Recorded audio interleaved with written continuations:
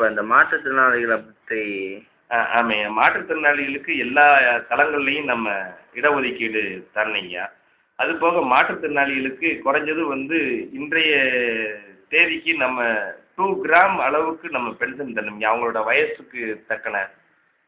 மாற்றுத்திறனாளிகளை பற்றி நம்ம பேசும்போது அவங்க தயாரிக்கிற பொருட்கள் நம்ம ஏற்கனவே தேட்டரை பற்றி பேசணும். தேட்டரை பற்றி பேசும்போது ஓப்பன் திரையரங்குகளை பற்றியும் நம்ம பேசலை. அப்போ ஓப்பன் திரையரங்களும் வேணுங்க. அவங்க கலை நிகழ்ச்சிகளுக்கு அவங்களோட கலையை கொண்டு போகிறதுக்கு அவங்களோட பொருட்களை கைவினை பொருட்களை கொண்டு வர்றதுக்கு எல்லாத்துக்குமே அரசு நம்ம எல்லா வகையிலையும் அவங்களுக்கு தேவையான எல்லா நடவடிக்கையும் நம்ம அவங்களோட நலனுக்காக எடுக்கணுங்க. இப்போ நார்மலாக இருக்கிறவங்க இறந்துட்டாங்களாக்கா அவங்கள அரசாங்கமே எடுத்துக்கிடணுங்க.